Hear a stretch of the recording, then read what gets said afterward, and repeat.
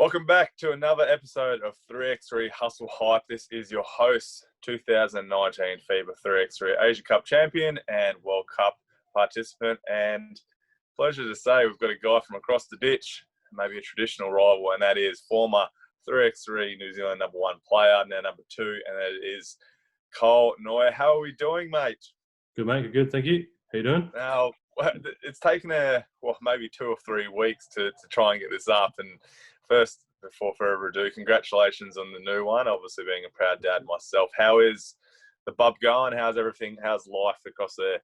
Yeah, it's good. All good over here. I mean, we're in lockdown at the moment, so it's actually been a bit of a blessing in disguise to be able to be home with the family, helping out where I can and not at work. So, yeah, it's been good. Obviously, a bit of lack of sleep, but other than that, it's been awesome. She's a pretty chilled out baby, so hopefully that continues. Absolutely. And yeah, talk about, because I mean, with lockdown, you would have been New Zealand were taking the lead, and I guess basketball, we just saw the 5-on-5 league just conclude, but just straight back into lockdown. How's that sort of transition? Are you able to work out, or? I'm quite lucky. I've got my own facility up in Swish Factory, so I can go. There's no restriction with that as long as I go up by myself. That's fine. So I can get in there every day, which has been awesome. But everything else is closed. So that's the real only issue, is that everything's closed to public, other than personal use. So I'm probably one of the few that can. But I suppose lockdown, we've gone back into it for sort of 3 weeks now, just because we had one more community outbreak. So back out of it on Monday, and hopefully going back to some more normality then. Before we get into it first, I want to talk about Swish City. It was pretty cool when I saw it up. Bit of a warehouse, and there's actually, you might know people here. We've got a Swish City actually just launched just around the corner around from me, and obviously I think just out of respect of what you've accomplished. Talk to me about that warehouse. There's shooting guns. I mean, you're playing 3x3 out of there, and pretty cool sort of initiative. Yeah, it's a bit of a it's a bit of a thing I've wanted to do for quite a while. I never had any sort of individual training or any individual coaching when I was a young kid growing up, and I think if I had that, I may have been a different player today. And I've always wanted to do it. And actually, when we came across to Melbourne for a tournament and saw how many amazing facilities were over there, and we're like, why haven't we got anything like this in New Zealand and whatever else? And so put some sort of ideas down on paper, and a business partner got cracking and found a warehouse. We've got 8 Dr. Dish machines, a full court. We've got some ball handling stations. We run our 3-on-3 leagues out of there. We run obviously normal coaching sessions, individual workouts. Have some of the other guys come in, other sort of tall black guys come in and train in there, and all the rest of it. So yeah, it's first of its kind, I suppose, in New Zealand, and hoping to put a few more around the place when we can. No, that's awesome. That's awesome. Now, 3x3 2014 was the first year you donned the jersey in that regard. I mean, taking you back to I guess that very 6 years ago now, but how do you be introduced to the format, and what was your very first impressions? How do you find it? Yeah, I mean, I was playing 5-on-5 at the time, and a coach that I was the assistant coach of the team, actually was the head coach for New Zealand, and he said to me, "Do you want to come and trial for a 3-on-3 team?" This is in the middle of the season, and I thought, I'll come and give it a go. Why not? Found out it was the World Cup was in Russia, so I thought, we'll give it a go, and made the team and head over to Russia, and I loved it. I thought it was an absolutely awesome format of the game, and really quick, and I think the benefit of being able to shoot a 3-point shot helps quite a lot in 3-on-3 as well, and that was probably one of the things that I loved about it. The tournament itself was a bit strange over in Russia. It was the first. We played with the Nike balls, so they were quite light, and it was an outdoor tournament in this massive, big concrete parking lot, pretty much. And you shot a ball, and it would go 2 meters past the backboard. So everything was laps anyway. So but it was a wicked experience, nonetheless. You obviously fell in love with it. Was it from that very first tournament? And I guess the uniqueness, like you talk about, you're in a car park in Russia, and you would have been thinking when you're playing 5-on-5 growing up, especially saying New Zealand basketball-wise, a bit different. Were you just sort of a bit of an eye-opener and went, this is something I really want to get into? Yep, definitely. As soon as I played the first game over there, I was like, I'm not playing 5-on-5 again. I'm going to be 3-on-3 focused, and obviously saw the opportunities around the world to different places you can go and play in, and the world tours and the World Cups, Asia Cups, all the rest of it. So from there on out, I probably pretty much thought to myself, right, I'm going to be a 3-on-3 player now. and try to specialise as early as possible. And yeah, just love it. You where have you seen? How have you seen it? I mean, I've seen it change in the last year or two. I mean, I would imagine 2014. Sure, the physical side still was the same, but where have you sort of seen those differences in the game? Yeah, the physical side was there a little bit. I think it's probably a bit more physical now. Well, okay. I think there's the involvement of how many players are playing it is probably the biggest thing, and how many tournaments are around the world. And back then there was the world champs, and there's a few tournaments in Europe and whatever else. But now, I mean, there's tournaments everywhere. There's proper pro leagues everywhere. So I think it's just developed a great deal, and obviously at the Olympics is even bigger. So yeah, it's pretty crazy how far it's grown in 6 years of me being involved, let alone the 10 years it has been going. Absolutely. That World Cup World Championships in Russia, finished 12th, winning 3 of 6. Was it? I guess it's so early in the stage. Were you thinking, yeah, this is something? I mean, were you thinking, whereas as a nation could really, I guess, succeed in it? Has that passion sort of driven anything? Yeah, I think so. I think being a small nation, it's sort of definitely a platform we can go and do well in. Obviously, we've won a couple of under 18 world champs and a couple of Asia Cups and whatever else. So I think we do well for a small nation. I think it definitely is a game that we can do well at. So I think it's definitely for me being able to go and perform and say I'm playing for New Zealand has been great for me, and huge success in my life so far anyway. Absolutely. Talk about Russia. Where else have you travelled? And what's been your most memorable sort of place, and for what reason? Most memorable place was probably last year in Japan. We went over for the final of the 3x3 Japanese league over there, and one of our guys couldn't actually come across because he had work and he couldn't get out of it. So we went over with 3 guys and expected to not do very well. He ended up coming third and winning a bunch of money. And but I mean, Japan's huge for 3-on-3, and they've got an awesome fan base and they love it. So you get treated like royalty over there, and the guys from the league are just awesome. So that's probably and the food. I mean, the food over in Japan's amazing. So there's another good reason to go over there. Talk to me about that league, because it was a bit of a unique approach. Like I saw South Korea were involved with the SJ Leo sort of spoke about Japan. I mean, how did New Zealand get in that, and what was, the processes in terms of a pathway? It was a bit of a pioneering sort of, you've got a league, and then was there challenger circuits attached to it, or, sort of how did that all come about? I think they wanted to expand their league into a few different countries, like you said, South Korea and Thailand and us. And I think there's a bit of a relationship with the 3-on-3 guy here in New Zealand, Dave Huxford, and he dealt with Masaki over in Japan, and he wanted to bring 2 conferences to New Zealand. So we ran one out of Swish Factory in Auckland, and they ran one down in Christchurch as well. And they ran for 8 weeks long. So you played a tournament every sort of second week for 8 weeks. And then the top 2 teams from each conference travelled to Japan and played in their final over there in Tokyo. Yeah. And so that tournament in Japan was in Tokyo, the final? Yeah, it was in Tokyo. It was in Roppongi Hills in Tokyo, the quite posh place with Gucci and all the rest of it over there. Not a bad spot, though. I mean, yeah, it's real cool. Yeah. Awesome. Mate, we spoke about it a lot, the pride and obviously representing the country, and obviously we came across the same path in the Asia Cup last year, and it's always, whenever you're playing, obviously when you're doing 3x3 and that, you're playing in a pro team as such. But I want to talk to you about that pride and wearing the Tall Blacks jersey, irrespective of what you're playing in. I mean, what does it mean to you, especially obviously being a junior and in the likes?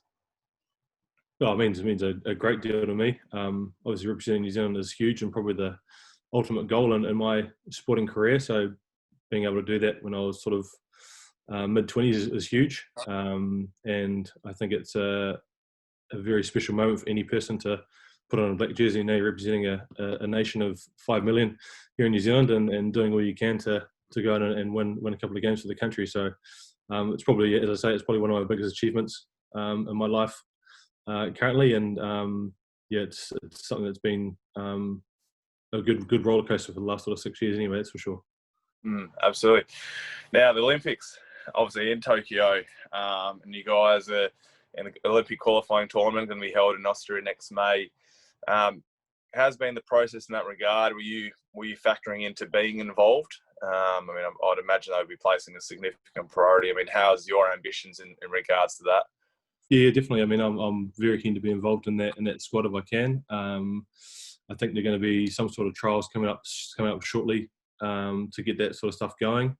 I know there's been a long list put out of players, so we're just really waiting for the next step to see what happens from there. But again, the Olympics is again the next tier up, so absolutely we're to get there for sure. What was the emotion seeing your name come across? I mean, the country being announced, being in that pool. Oh, it was unreal. I mean, we didn't.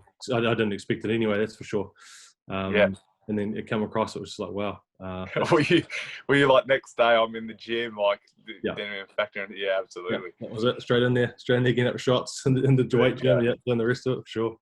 Now, talk about that group though. It's going to be brutal, and if you're going to qualify, I mean, it's the best thing in it, and the beautiful thing about 3x3, like it's on your day. But we talk about the USA World Cup champions, Lithuania, who's a powerhouse, traditional powerhouse, Belgium and South Korea. I mean, have you looked at that and gone, yeah, wow? But I mean, if you qualify, you've obviously deserved to do it. Yeah, definitely. I mean, the two big ones, right? USA they've always been great in the 3x3 team, and they're great athletes in any basketball regard. And Lithuania are another big step up. They've had a team that's coming now to the world tour too, and I'm sure you would have seen the team Sakai, and I'm guessing that'll be the team that represents Lithuania, and they're unbelievable 4 players too. So if we were to qualify, it'd be a very, very tough task at hand. But again, the experience of going and playing these guys again would be unreal also. Absolutely. I want to talk to you about that because, I mean, it's funny and I want to talk, personally, it's the Depression Masters are just about to open up. I think there's Masters in Budapest, and the emotion, I mean, there's just a sense of, and I understand the significance of what's going on in the world, but there's a level of jealousy. And I'm sure, like, obviously we spoke about it because even at the World Tour, and I saw 12 teams, and I was like, oh, geez, like, I mean, my borders are shut, so I wouldn't even be able to get in and out. But I was even like, I'd be happy enough to be in isolation for 2 weeks just to be able to play again. Yeah. I want to talk to you about that. I mean, how's that feeling as well? Because you're sort of seeing events, and unfortunately, the Asia Cup just been postponed, cancelled for this year. How was that sort of, what are you doing in this time to sort of try and, I guess, generate a little bit of momentum to play? Because it's, as you know, it's playing the game is the only real way. Like, you can prepare and do individuals and play in that sort of format. But how are you using this time to, I guess, prepare for the Olympics and even try and generate some games? Yeah, I mean, that's probably my initial thought too. When I saw it, I was like, man, I wish I was playing and do all I could to be there. And then I suppose on the other hand, I'm like, awesome, there's some 3-on-3 to watch, and there's going to be some absolutely games to watch. And so I think, especially being in lockdown, there's 2 days of 3-on-3 I can watch, which is great. Yeah.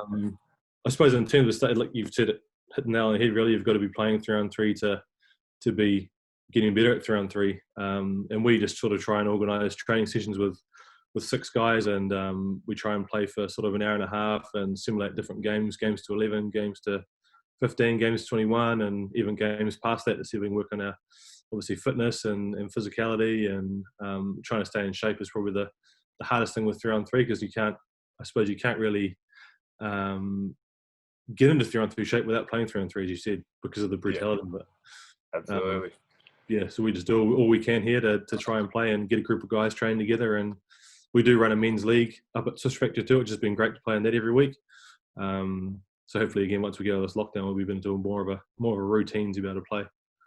And how's that men's league? I mean, that's yourself sort of started that up, or So within Push Factory, we've tried to go the sort of 3-on-3 route. Obviously, I'm a bit biased in 3-on-3, and there's no real 3-on-3 leagues in New Zealand.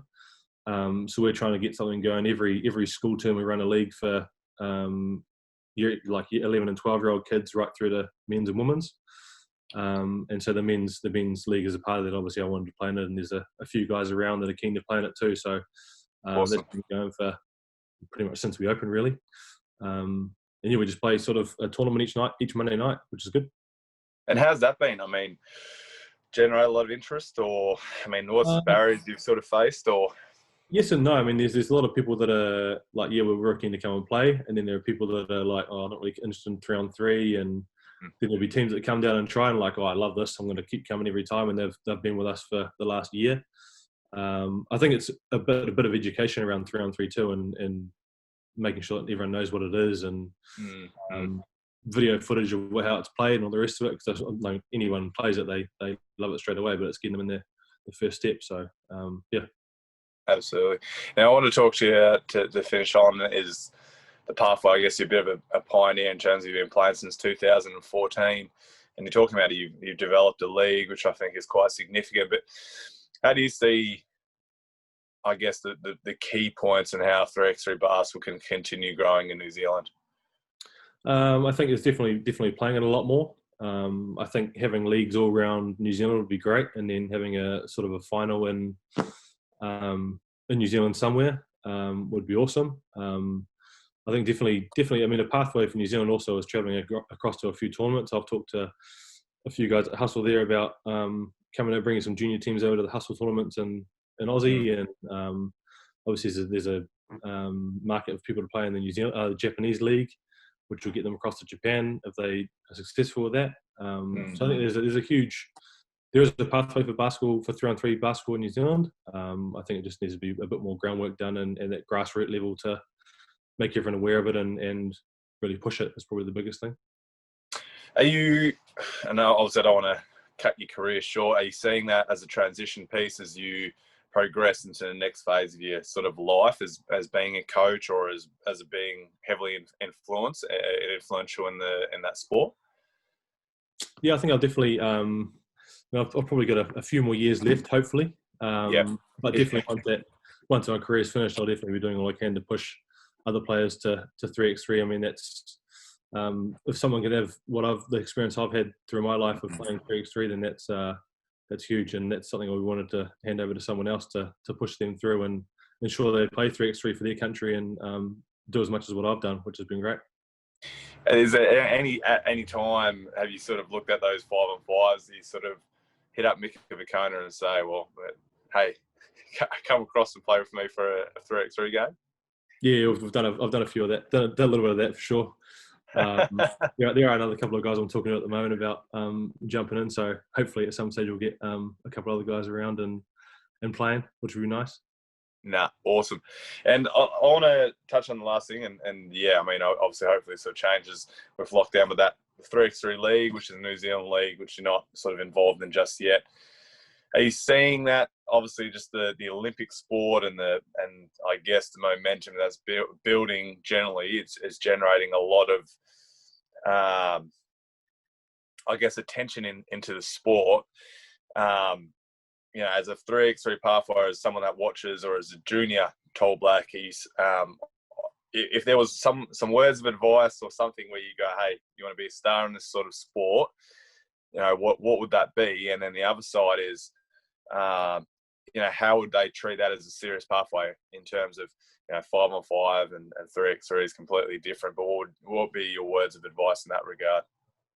Yeah, I mean, the biggest thing I think is just be playing 3x3.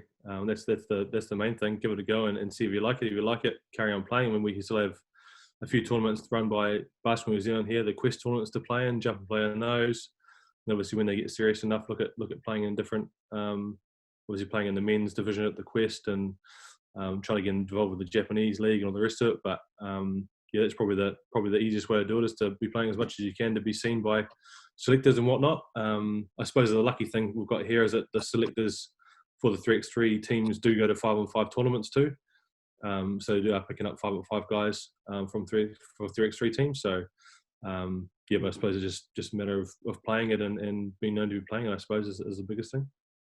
No, awesome, mate. Really appreciate it. Appreciate your time, especially with a 3-week-old girl. I understand how time is a precious thing. So, mate, I really, really appreciate it on behalf of the 3x3 Hustle team. But it's more so, good luck with the Olympic qualifiers. If I don't speak to you before, hopefully then. It's still a while away. But, mate, really appreciate your time.